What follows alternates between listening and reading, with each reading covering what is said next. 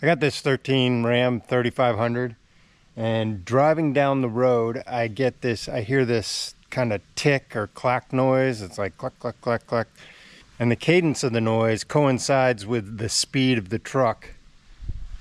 Climbed underneath, I found the problem. I want to share with you what this clack noise was or click noise was.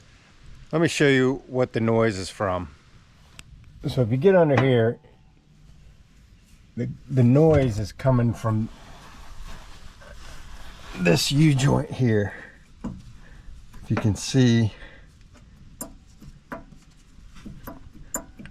right here,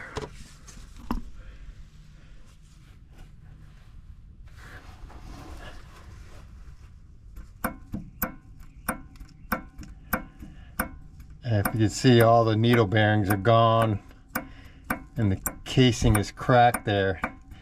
And as I drive, the cadence of the noise coincides with the speed of the truck. So there it is.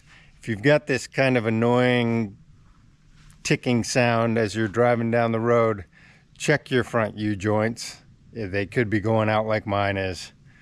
Hopefully it was helpful. Thanks for watching. See you in the next video.